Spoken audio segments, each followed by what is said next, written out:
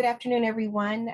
Welcome and thank you for joining us for webinar 2 in our fall 2024 Equitable Placement and Completion webinar learning series. My name is Shante Smith. I'm a specialist at the Chancellor's Office in the Equitable Placement Program. I'm pleased to be joined today with our RP Group partner, Dr. Mallory Newell, as well as our featured Spotlight colleges from the Mesa and Puente programs.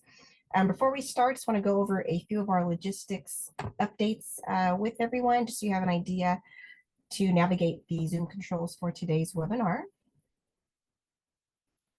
Today's webinar will be closed caption.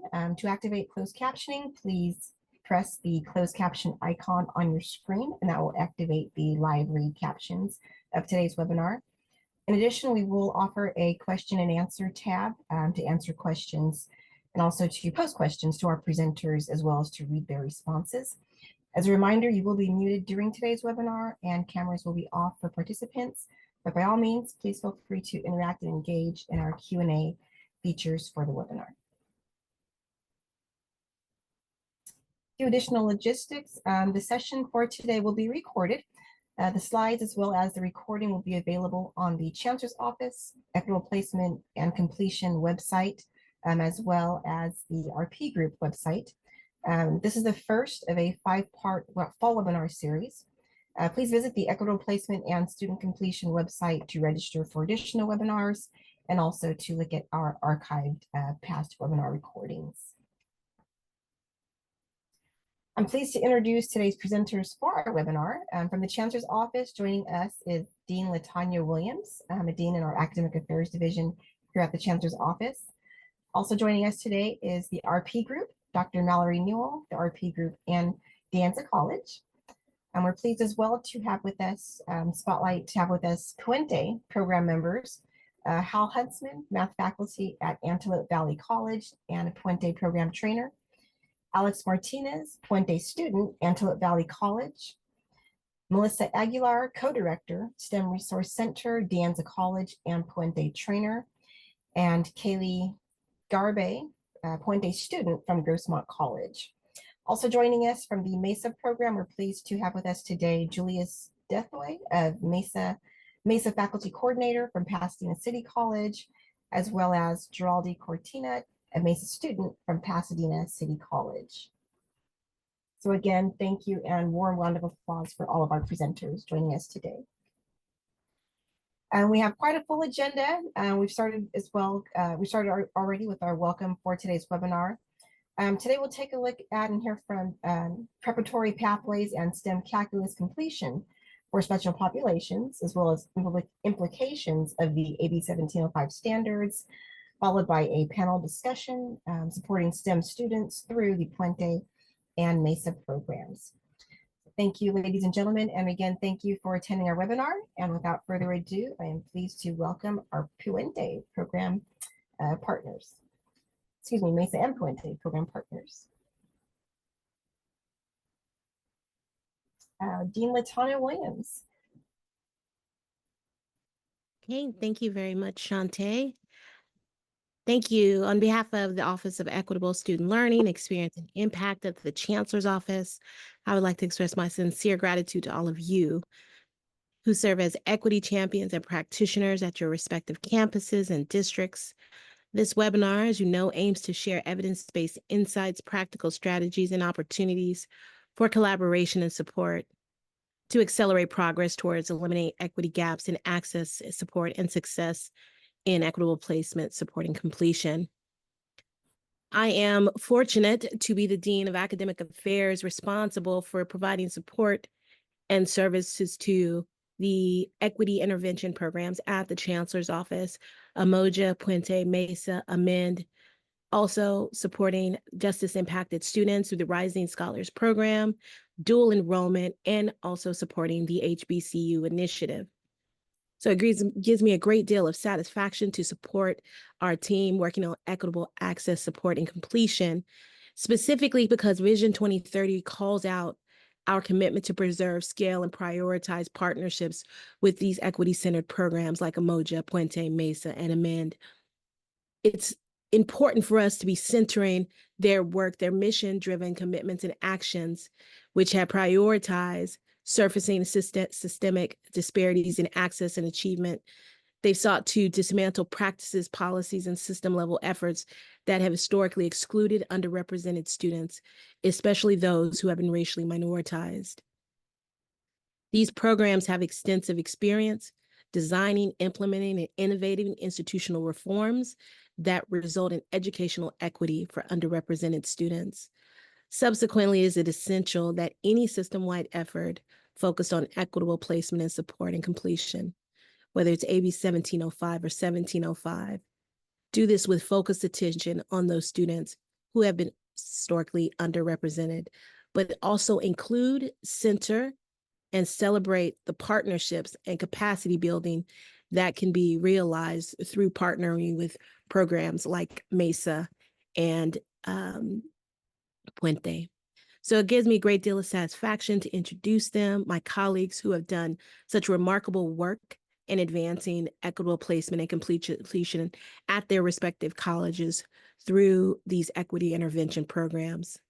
I'll turn it back over to you, Shante, to introduce them. Thank you, Dr. Williams. Okay, first I'm pleased to introduce our next slide here, Preparatory Pathways and STEM Calculus Completion presenter for their insights and perspectives on bridging AB 1705 equitable placement and special population programs. Thank you, Shante, and thank you, Dr. Williams, for that introduction. Shante, if you just go back one more slide. So talking about that bridge between, so the work that I'm going to share today is really supporting students through Assembly Bill 1705 implementation statewide, and we're focusing on special population groups today. So we'll talk about quite a few in the data, and then specifically have a panel highlighting Puente and Mesa.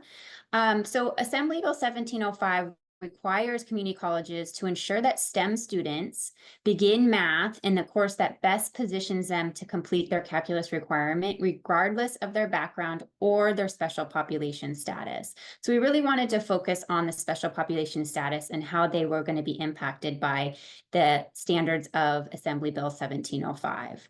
So if we go to the next slide, we conducted a statewide analysis of the implications of 1705 standards. So there's standards within the law. And this report that was released in February looked at those specific standards. And when we look statewide at our STEM majors that started in a math course on the way to calculus, we found high rates of attrition along that path to calculus for these STEM students when they began in a preparatory course. And those preparatory courses can include pre-calculus, college algebra, trigonometry. And this was even the case for students who had completed pre-calculus and calculus in high school, and for those with less math preparation. So overall, statewide, when we looked at these STEM majors, we found that regardless of their high school math preparation, students who directly enrolled in STEM Calculus 1 were more likely to complete Calculus 1 in 2 years than those who started in preparatory coursework. So I'll go ahead and put the link in the chat to that overall report. But then we wanted to really focus on our special program students. So our first webinar was focusing on our DSPS students and disaggregating that by the disability types. And now today we're really looking at those different special program groups. So the more information that I'm going to share today is available in our brief that was just released in August, Preparatory Pathways and STEM Calculus Completion for Special Populations and the implications of the AB 1705 standards. So just to give you some context in this focus on the special population groups, system-wide, we had around 37,000 STEM majors that we looked at. And of those 37,000 STEM majors, 12,600 of them were in a special population, a special program that were included in the analysis. So you can go ahead and go to the next slide.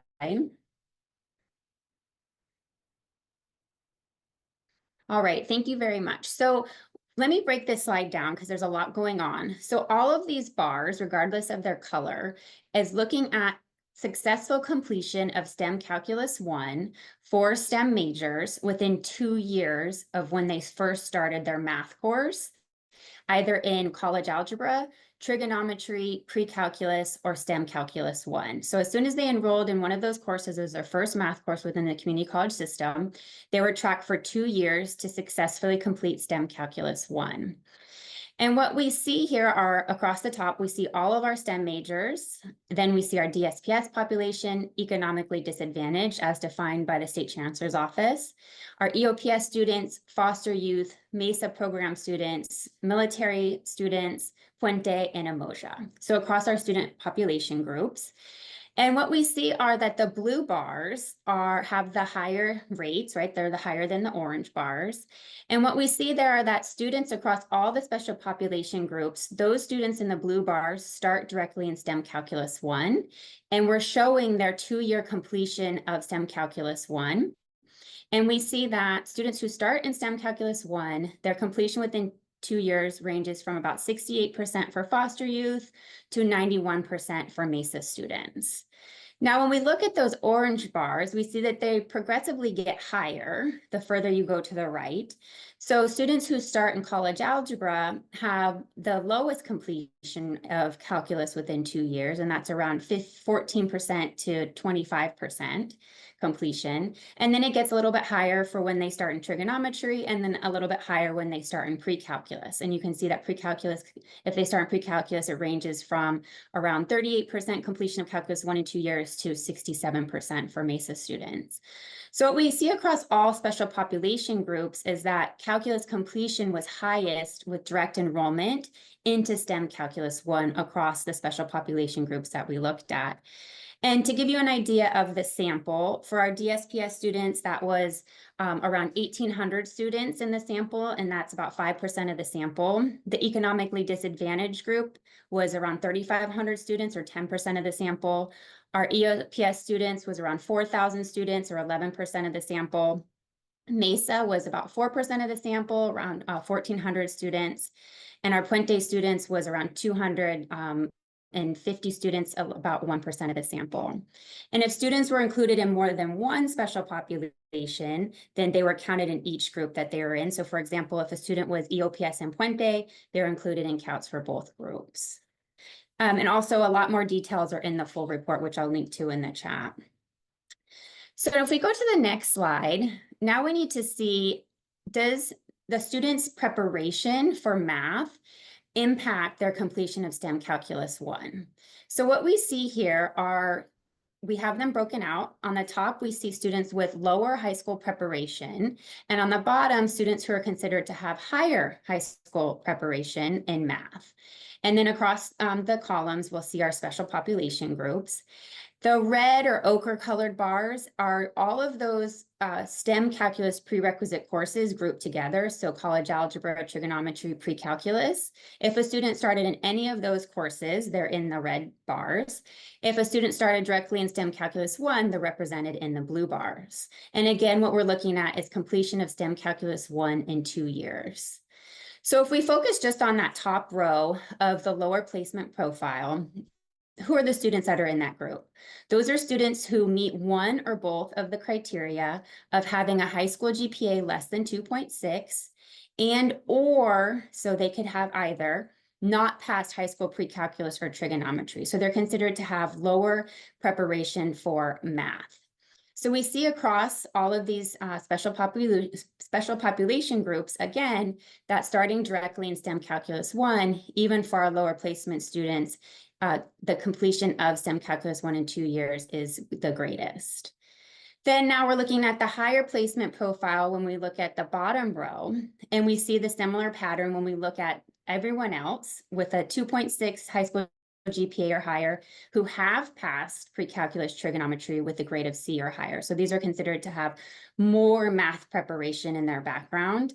We again see that the blue bars are higher. The orange or red bars are a little bit higher, right, than the lower placement group. So we do see an improvement in the STEM for those students who start in STEM calculus prerequisites. But again, those students who are starting directly in STEM calculus 1 have the highest rate of completion of calculus 1 in 2 years.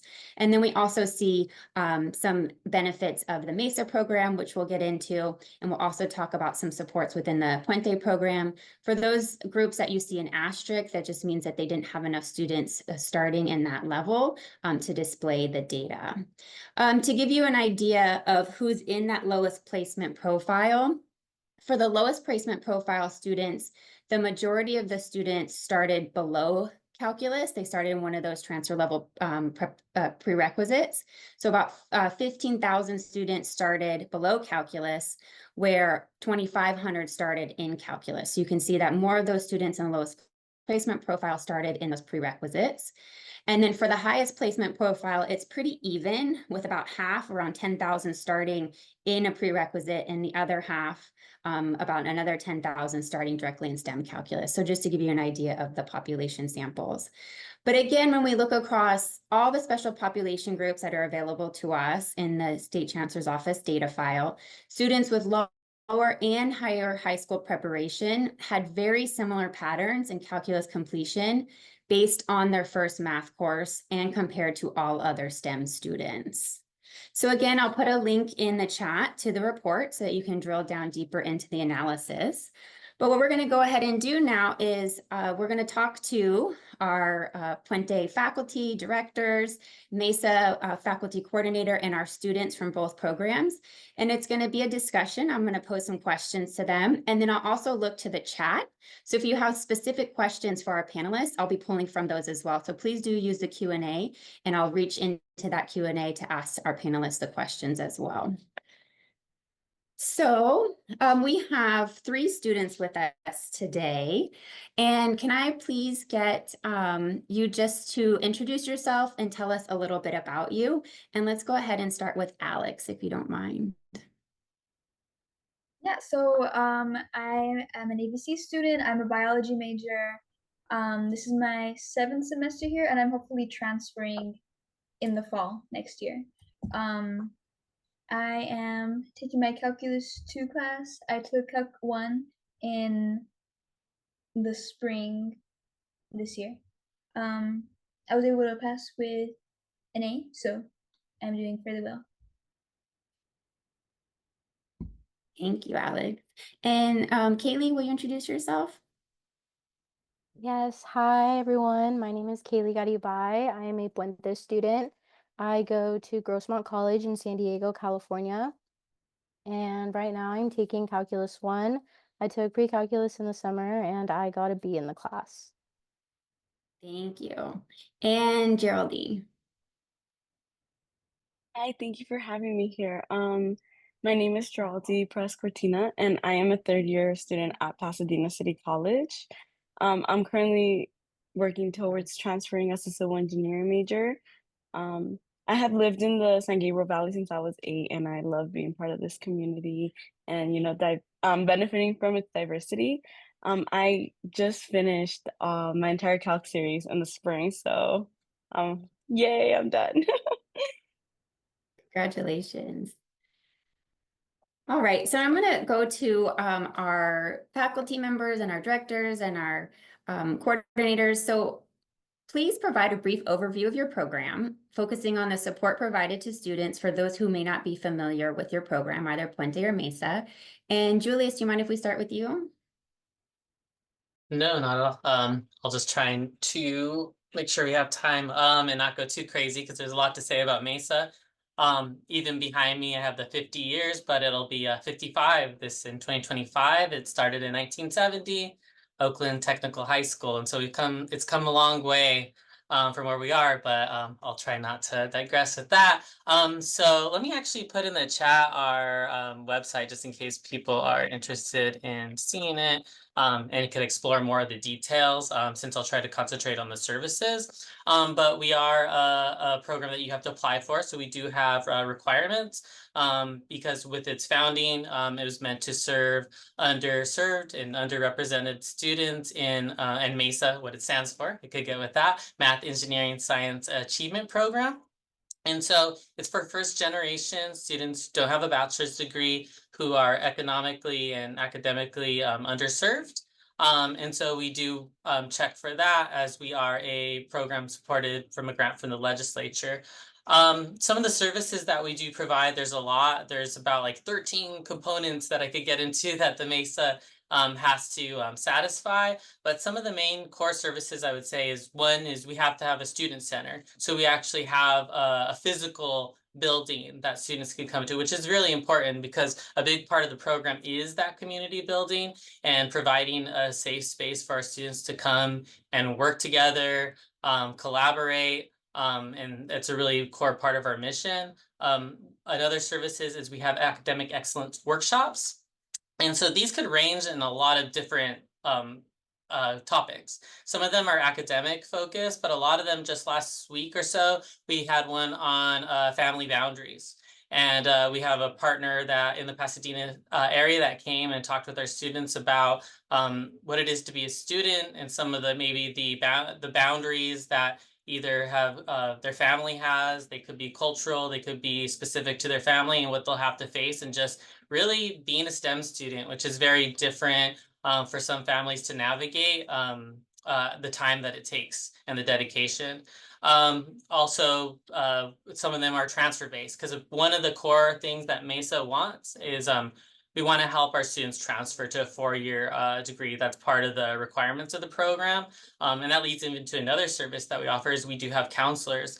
Some MESA programs actually have full-time counselors. We at least have a few adjunct that build up to 26 hours a week is what we try to go for, because our students use them. As we all know, counseling is something that it's hard for our students to get appointments for, but in the MESA program, they have STEM counselors that could make sure that they have an ed plan, make sure that they're on the path. We have mid-semester checks. So they're really kind of a little bit more intrusive in making sure that they're on that pathway. Then also if they do fall off that pathway, so that way we could be there to support them and see what else we could do to get them back on and to continue trying. And that's just all part of our path, is that sometimes we may fail, and that's okay. We'll be with you there to support you to transfer.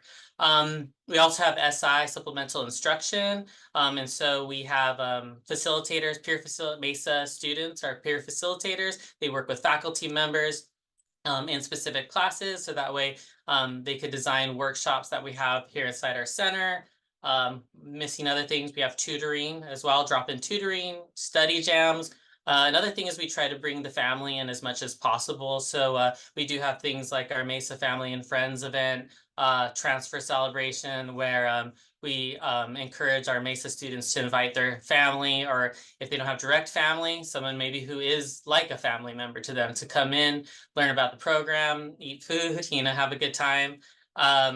We have MESA campus councils. A big part of what I do is even just to learn everything around campus, really, is to see like, oh, how can MESA take advantage of this, or work in collaboration with others. A business and industry council, we work with our campus's career center to because a big part of it is also scholarships, internships, and providing that information to our students, as well as faculty liaisons who come, they do their office hours, and they provide more of that mentorship as well. And I guess I'll leave it at that. Yeah. Thank you, Julius. That's a great overview, and so much support for students. Melissa or Hal, would you like to provide an overview for Puente? Yeah, Puente was founded over 40 years ago, and we do many of the same things that MESA does. However, we have some components we have some additional components maybe. The 3 main components are a counseling component, an instructional component, and then a mentorship component. And I didn't hear you, Julius, talk about the mentorship part, so that may be something that's unique to Puente in terms of that support. Historically, Puente has done mostly English and also sort of get ready for college kind of courses. In the last 3 to 4 years, Puente has added a math component at at some campuses. At my campus at Antelope Valley College, we actually teach statistics as part of our cohort. That's because most of our students are in the majors that need that. And then students who are not in that cohort, if they're STEM students, like Alex is, they would take a course that's actually not a Puente course, but we still provide supports. Many of the same things that Julius was talking about, definitely providing a space where folks can get together and be in community with each other and help each other. And then also involving the families. We have a Noche de Familia, and we have a Transfer Motivational Conference that we take our students to and meet with other Puente groups from all around the state. And then we also go on college tours and just really build a community in that cohort of students with the mentors, with the families, etc. So it's really, I think of it as a wraparound support community. And I'm really hearing that, building the community to support students, those wraparound services, and really supporting students through their whole pathway, their whole journey. So I'm going to turn it back over to our students, and I'm going to ask you why you got involved in Puente or Mesa. How did you get involved? Why did you get involved? What led you to the program? And we'll go ahead and start with Kaylee. So I first learned about Puente through a prior college readiness program called Reality Changers. And we got sent an email about information on Puente. So I applied and got connected with the Puente counselor at Miracosta College. And she kind of told me about the program and told me about all of the incredible things that the program provides to students, and I got really interested. So I applied, and I absolutely fell in love with the program. I found a fantastic support system. The counseling services were incredible, and overall, I think it just provided me such great support all around. Thank you, Kaylee. Geraldine, why did you get involved in the program? Thank you. So originally, before I started college, I was a poli-sci major, and so I had no idea what STEM even entailed. And but then I did an internship in my city council, and I was like, no, I don't want to be a poli-sci major.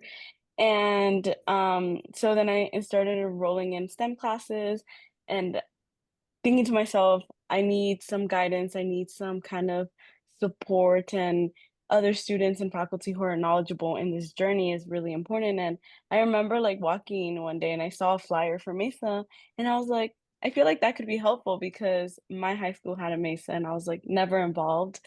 So I decided to apply, and because I really wanted to meet other students who had gone through the journey, are going through the journey, and faculty who obviously know their research and what they're talking about. So and I love it. I really love Mesa.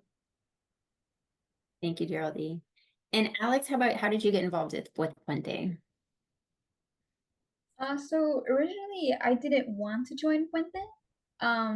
I'm a first-gen college student, so my older sister was trying to help me out with navigating the college website, and she ended up stumbling upon it, and she was like, just do it. It's, you get priority registration, you get counseling. The curriculum is based on Latina culture, so, it's better for you. And so I joined, and obviously the whole program is cohort based, so I was able to meet a whole bunch of friends, and it made me feel more at home at the college. And I built that big support system, especially with my counselors. Even now,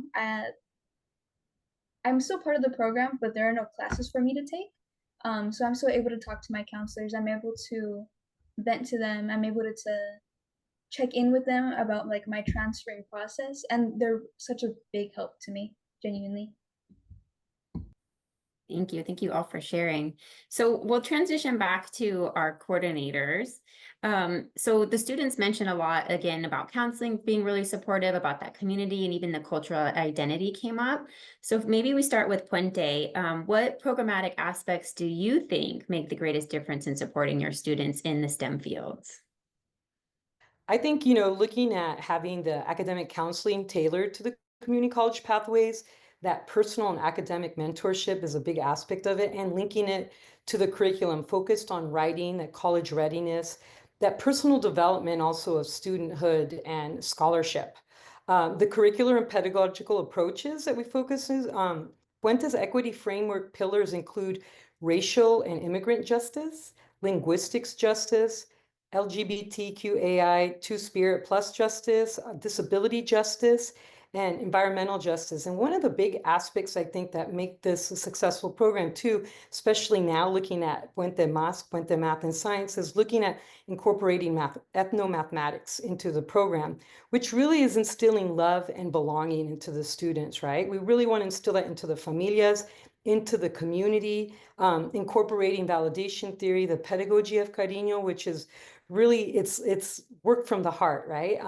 And again, this is very important with STEM and incorporating ethnomathematics so that students see those STEM connections, their legacy, they're reconnected to those intersectionalities of what is this all about, and finding that cultural relevance, right? It's a big aspect of developing a positive STEM identity to see yourself reflected in the curriculum. I think another aspect too is just reconnecting students to their ways, right? And doing math and what that looks like. One great example I'd like to give is another part of the program that has actually stemmed from this Puente Math and Science pilot and initiative is we have a STEM Summer Academy.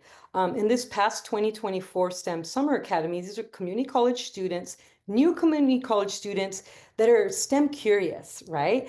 But they don't necessarily feel like they fit in, right? And Kylie is one of those students. She's like, I don't know, I've been told no. And we tell them yes. And so one example of what that looks like is this last STEM Academy. So people ask me, what is ethnomath, right? And I said, well, look, check out what these students did. They did a collection of home remedies. And it's called remedios caseros, right? Home remedies that were obtained by these Puente Mas scholars that conducted a brief interview on a family member or caretaker or friend, someone in their immediate personal circle, things like that. And, you know, it's aspects of math and science, and they come up with these things and just saying, see, it's in you, right? Looking at other ways of doing things and recognizing that we all do carry a STEM legacy. We all are math people. It's a human endeavor. We'll go in later into some of those PD aspects, but I think that's a big portion, I feel, of what's different about this program. Hal, did you want to add anything else to that? Excellent.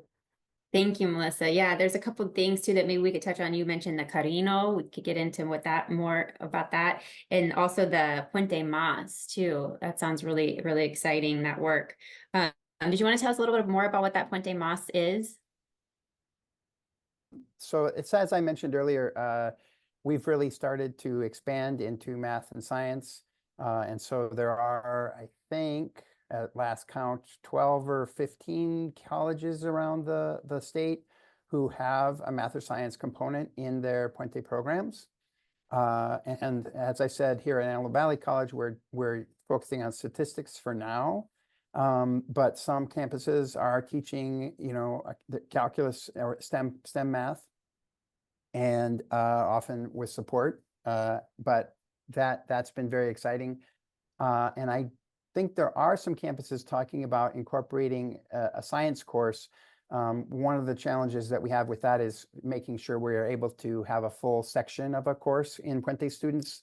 And so if, you know, it's hard to choose the one science that would be the one that would fill. But we are, you know, expanding in that direction and really trying to, as Melissa said, bringing the pedagogy of Carino and the other Puente justice pillars into our classrooms in math and science. And it's to be honest with you, it's a little bit of a pilot right now because we don't, you know, the historically Puente's really not been in that space, but you know, folks like Melissa and myself are trying to help Puente think about what that looks like, and there's some other great folks around the state that are really, you know, I think making great progress and you know, I think bringing Puente forward into that space.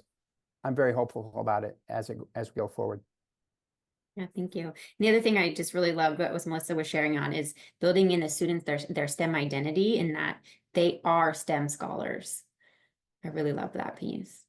Julius, would you like to share what programmatic aspects of MESA you feel are make the greatest difference in supporting students? Maybe highlighting a couple?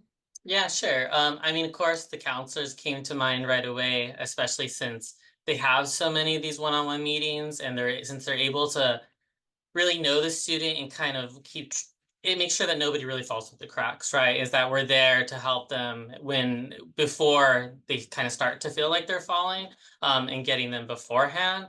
Other things I kind of really thought about was our comp in a weird way, our celebrations and our conferences. And I think it really kind of ties into that aspect of Cariño, and what we try to establish inside the center. And it's kind of funny because I will go to the Puente webinars lots of times and pick up on some of those aspects. Like, oh, how can we bring those into our space, as well as with PD for faculty. And we have another thing is like even trying to tie in like especially in the math is like Native American math circles, and it's something that I've been trying to bring in with maybe some of our SI facilitation, as well as with the math department, but I would say it's not really there yet. That's kind of something that it's in the works, I would say. But in terms of the conferences, like we have the Mesa Leadership Institute, and the Idea Accelerator.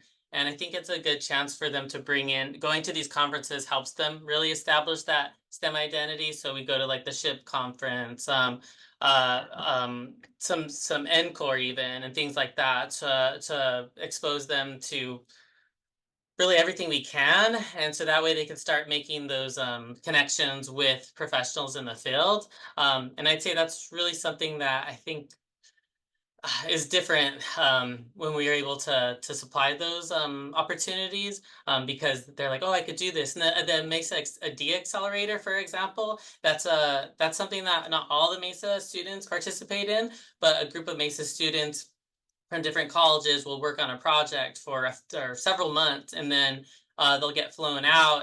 This year it was supposed to be in San Francisco. There was something going on with the strikes of the hotel, so they're still putting it on. I believe it's going to be in Oakland, and they'll get to present in front of Mesa alumni who are now in the field, as well as other professionals in the field, some sort of project that they've been working on. And lots of times I'll notice that they try to tie that back into either helping the community or have a social justice component. I think like our students are all really looking to give back. And then of course the SI, even looking at the data for that, it's not even so much I think, but especially for math, when we just look at the outcomes, usually some of the instructors we connect with, some of them, I think when I did the analysis, have maybe like a 2.5, meaning like a B is like a 2 points. So it's like a GPA scale. They'll be around like a 2.5, but our MESA students who participate in the SI will be at like a 3.6, like or 4 being an A. And so I already see that it's somehow working, and I have to tip my hat to our facilitators, and then I guess the training that we do, and really kind of bringing it back to the forefront that they're collaborators, right? That it's they're not just supposed to sit there and watch someone teach them, but actually engage inside of it. But yeah, I'll leave it at that. Yeah, thanks, Julius. So just some things that jumped out to me was like your focus on the project-based learning and the conferences to really, in the cultural aspects, to build the students' identity, their STEM identity, their cultural identity, and also the unique STEM-specific counseling being really important to students as well. I love those pieces. So turning to the students, what you heard your faculty and your coordinators and talk about what they felt was most important. What do you feel was most important in your experience that helped you be successful? And I saw Gerald D nodding her head in agreement. You want to start us off? Sure, thank you. So the first thing that really comes to mind when I think of Mesa, and a lot of students can agree, is that the counseling is really important. It's important. Well, counseling across campus is really important, but I think that as a STEM student, you can't just go up to any counselor and ask for advice, because I don't think that all counselors are truly equipped with the knowledge and like feel for how hard STEM classes can be. and what the best angle to take them at is. So at Mesa, we have one specific counselor, and I've been working with her since I got to Mesa, so for about 2 years now, and so she's helped me, take apart and rebuild and take apart my educational plan over and over again to really, tailor my needs in life and to also get me out as fast as we can, but also without, like, overwhelming because a lot of times I think STEM students think that they can and it's possible to get out within, like, 2 years, but at times the counselor really brings us back down to earth and is like, do you really, like, let's think about this. Like, let's think about how best to optimize your time and your GPA and still get you out in time. So I think counseling in the MESA program is so important just because it's so tailored to STEM students and their lives. The second thing, though, that has been really helpful in my success in MESA is my peers. So just having a space where people get it, like they just understand that this is a really, really hard journey, and we're all sincerely trying to help each other. Like, we'll come in and it's like, not even, like, the tutors, like, sometimes there's no tutors, and I'm like, "Who has taken this class?" And someone will be like, "I have taken that class," and they'll help me out with the problem, or, like, we'll troubleshoot together. So, it's just having this, space where people have a very shared experience with the professors, with the subject, in life, and I think that's been, really, really key component to how far I've gotten. So shout out to the counselors and my peers from Mesa. Yeah, thank you so much. Those are really great examples and bringing the peers in that, again, that community and that support network of other students that are like you and have similar experiences and can support each other. That's so important for sure. Thank you. Alex, do you want to go next and share what really has been helpful to you in your STEM journey? Yeah, so just like Josie, it's been the counseling and also the peers that you work along with, you see them every day. I'm actually taking a class with one of my other puentistas that I know. For surviving together. But also another thing I think that helps is the mentorship that we have. I was paired up with the dean of the science division. His name is Dr. Dean Jedediah Lobos. He's in a very wonderful job in helping me because he's also a biological, or he did major in biological sciences. He has a doctorate in microbiome. So he genuinely helps me navigate and make sure that I know to make sure to take care of myself. Helps me with bio when I need it. Yeah, that is. Thank you. Yeah, that unique experience of having that mentor in the field to really show you the different ways that it can be applicable. Thank you for that. That's great. And also, again, your peers, the importance of your peers. Kaylee, you want to share what's been really helpful for you with Puente? Yeah, of course. So for me, I really got to say that it was the Puente Mas Academy that really kind of pushed me to be the most successful I can be. I attended last summer in 2023 as a student and absolutely fell in love with the program. I made lots of friends, and that's where I got to meet a lot of my now mentors. And it's really because of them and because of their support that I was able to just change like my grades and how I learn and how I was as a student, because before the Puente Mas Academy, I was really struggling with my GPA and specifically my math courses. I did have to retake pre-calculus more than once, and that for me was definitely challenging. Of course, I was dealing with a lot of barriers and a lot of challenges in my life. And that of course made it very difficult, and made school very difficult, especially a class like a math class. But after the Puente Mas Academy, I met my math mentor, Dr. Rob, who is a math professor, and he really honestly helped me learn the material and find an appreciation and a love for math that I never thought I would find.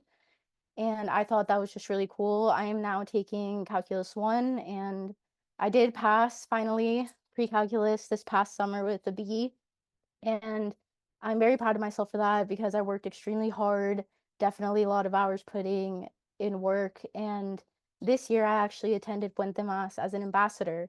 So I got my own familia of students and got to share my story with them. And now I am a mentor to these students. So it's really cool getting to watch them grow and support them on their journey and like just be there for them. And also they really support me and push me and like to do better and to make sure that I am reaching out. I also have to give a lot of credit, not just to my mentors, but to like the Puente counselors that are extremely knowledgeable and really just give you the information like right away and answer all the questions that you might have. And even when they can't answer a question, what I really love about Puente is that they will go out and look for the information and help you find information and help you answer those questions that you have about the transfer process, about different courses to take or how to set up an ed plan. But overall, I will say that the Puente Mas Academy just taught me so much and helped me grow not only as a student, but now as a mentor. So I really have to give the Academy a lot of credit. Thank you so much for sharing your experiences and, bringing up the fact that we all have life challenges that can get in the way of our academics, right? And the support that you received through Puente to help you keep going. And how great is it that you once were mentored and now you're a mentor? So that's fantastic. Thank you for sharing that. All right. So I'm going to transition back and maybe we'll start off with Julius. As we're transitioning into this broadened access to calculus in fall 25, how is MESA planning to support students in calculus? Are you doing anything differently? Are you changing your strategies? What kinds of things do you have like looking forward? Yeah, I guess quickly I'll maybe like bullet point them, but one thing is definitely our cohorting. So we'll often sometimes have seats in different courses, but we want to be very targeted with our cohorting, especially knowing that the math division will be offering calculus with support. So it's important to kind of know what your particular division is planning to do in the fall. And so if they're having a co-requisite section, getting some of those seats maybe with some instructors that are affiliated with MESA. But also we've been looking at maybe possibly embedded tutoring along with the AEW facilitators. Some of them, as well as incorporating with programs that are already in existence and have been very successful. For example, there's a Calculus Achievement for Success program at PCC, where their model is very similar to MESA's in some way, where they specifically are targeting underserved students in Calculus 1. That's an application process. They go to the course and they also have an additional supplemental instruction section, as well as their own center that and their own counselor and success coaches and requirements that they have to be involved with. And so teaming up with them actually kind of gives our MESA students like almost a double-edged advantage, as well as if we cohort with them. There's other opportunities across campus. There's a minority in science grant, which is really, they're changing their pedagogy to be more problem-based and working with partners inside around the community. And so we've already had a few meetings with them on trying to see getting our MESA students in there. Some other opportunities that have come up, can't really think of them all, but I think a big part of it for us is really seeing that there's a lot that's already built at Pasadena City College and making sure that we get our MESA students involved and in there, and then seeing what role we could play on our side. Also, I had mentioned earlier about some it being very natural to sometimes it not be successful the first time. So another thing we've really been working and collaborating with the Math Success Center, which is like where the math tutoring is they've already been kind of designing, and now I've been working with them as well on course prep modules, as well as something for when a student does end up dropping or ends up, failing the course, that during that meantime that they just don't sit and not really approach math for the rest of the semester, but they have some sort of support. They still feel wanted. They still want to come to campus and engage. And yes, some of it will be academic, but also some of that affective domain aspects as and again, community building. And I'll guess I'll leave it with that. Thank you. And thank you for bringing that up too and mentioning that about the fact that we do have students that aren't successful the first time and really supporting them through that and making them realize that they're not the only ones that struggle, that other students just like them do as well, and having those support networks in place. That's really important. So thank you for highlighting that. Melissa or Hal, did you want to highlight how you're transitioning to support students into and through AB 1705 with expanding access to calculus? Sure. Yeah. So many of the things that Julius mentioned, I think, are also, cornerstones for Puente, especially the community, and really building that STEM identity is a really big piece of it. I'll add a couple things here about, for example, using websites like Scientist Spotlight, where you can really help a student see other scientists and mathematicians that are maybe come from a background that's similar to theirs, that helps them identify, oh, wait, there are people that do this, that look like me, that are like me, that maybe I could do that too. Those kinds of things are super important. The other thing I want to add is, as a teacher and something I actually do hope to be teaching calculus with support for our Puente cohort in the future, is that, it's really about the engagement in class. This is not a situation where I'm going to be lecturing for a long time. I'm just not even that good of a lecturer, to be honest with you. And that's not the way that our students are going to learn. They need to see themselves there. They need to engage with it together in their communities, in class, with my support. And that's the kind of pedagogy that we're trying to foster in Puente, and really teaching from our heart and from the student's heart. And when those things come together, we can do fantastic things. And then, as you mentioned, if and when they do not succeed that first time, then I'm so happy when a student will come back and take my class again, because we've already built that community, and okay, I didn't get it that first time, but I'm going to get it this time, because I know I'm going to get the support that I need, both in class and in my Puente community. Melissa, do you want to add anything to that? Oh, just, we have a virtual academy of resources and workshops to connect students to statewide. So definitely put some information in the chat. Yeah, thank you. And there is a question in the chat specifically to Hal, and you mentioned it's around like refinements and teaching strategies that might need to take place for students to be more successful. You mentioned, collaborative learning, cultural identity, more support when a student may be struggling or not successful. I don't know if there's anything else that you wanted to rise up around, shifts in teaching strategies. I mean, it's interesting because the question, and I did see it there in the Q&A, really addresses statistics. And I think for me, the strategies are a little bit different in the statistics versus the calculus.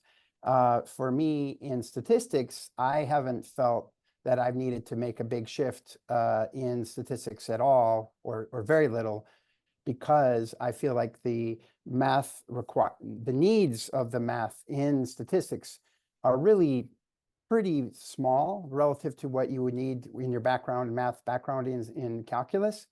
And those things I can easily address, like especially if I'm teaching statistics with support, because I have a little extra time when I have the support class. And so I really haven't needed to make a big shift in terms of statistics. For calculus, I haven't been doing that yet, but I have talked to colleagues who, they are being really intentional about what are the things that they really need to be addressing and making sure that the skills that the students need. But, that's not exactly what the question had asked. Yeah, thank you so much. So we just have a couple minutes left, maybe 2 minutes, and I wanted to allow the students a moment just maybe to wrap up. And if there's anything that you wanted to share additionally, or if there's anything that you, want to mention that really helped you keep going when classes got hard, or when life got in the way, or when you found yourself struggling, anything at all that you just wanted, if there's anything left that you would just like to share with our attendees. Go ahead, Geraldine. Thank you.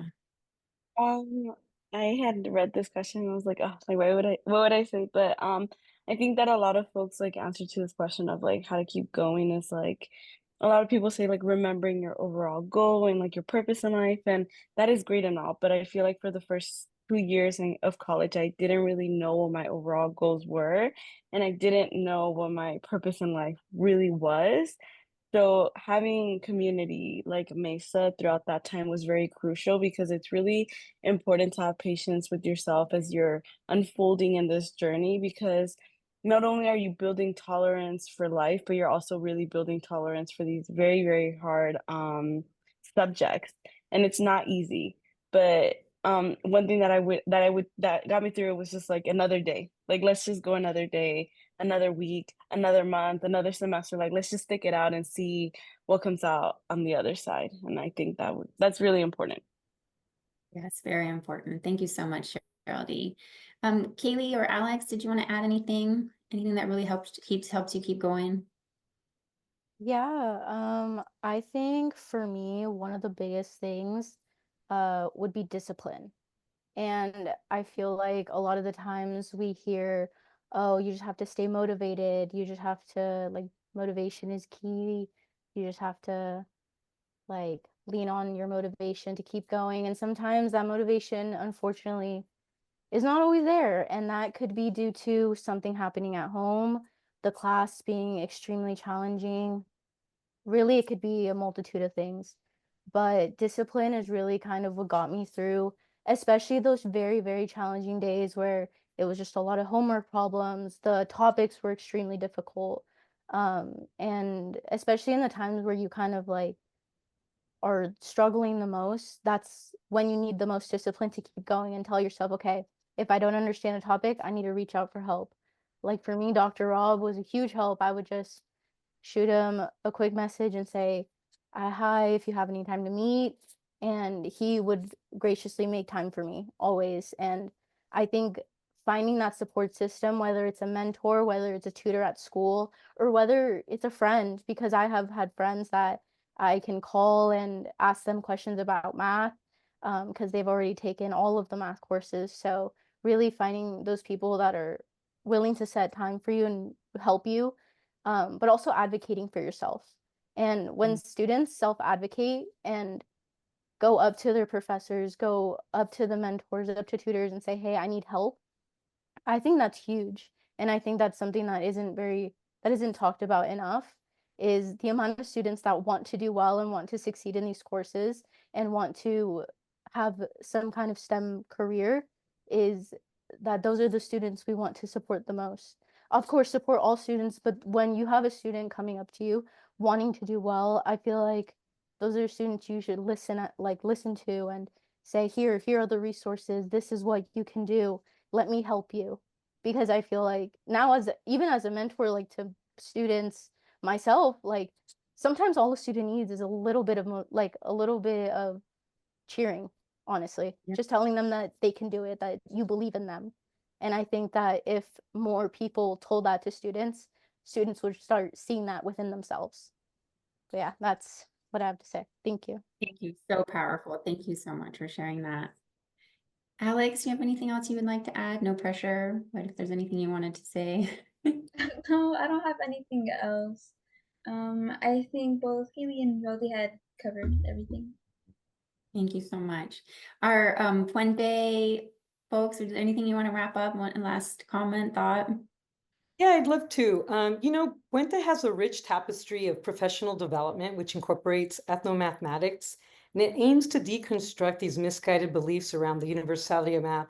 We design shared tools for culturally responsive and sustaining curricula.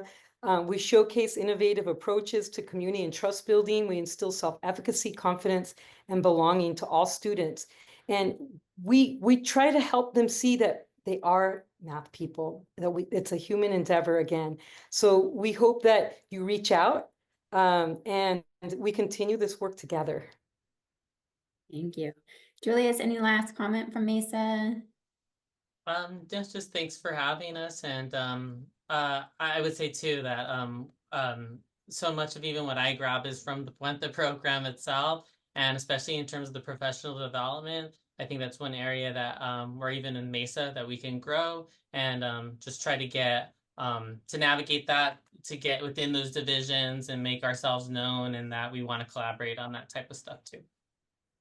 Yeah, thank you so much. Thank you to all of our attendees. We had almost 200 at our peak. Thank you to our students. I know your lives are very, very busy. So thank you so much for making time and sharing your expertise and your wisdom and just doing amazing things. We wish you the best of luck. And thank you to Hal and Julius and Melissa for being here and really sharing your programs. Alex, you had a question? Yeah, there was someone who had asked a question about reviewing algebra skills and trig for passing Calc 1. Would we still be able to answer that? Yeah, go or would ahead. You wanna answer that? Yeah. Yeah, so honestly, I was having a hard time with Calc 1 when I first started, just because I hadn't realized how much algebra skills you needed for Calc 1. My Calc 1 professor actually said that the most hardest part that students struggle with was algebra. So I had to go to a lot of tutoring to really make sure I knew what I was doing, especially for the trigonometry for the class. Yeah, as in the beginning, I wasn't doing so well, but obviously in the end, I was able to finish and do very well. I ended up with that A. So I think it is very important to review over those skills. Thank you so much to everyone, and we'll go ahead and wrap up the webinar. But thank you all. I really appreciate your insight and wisdom.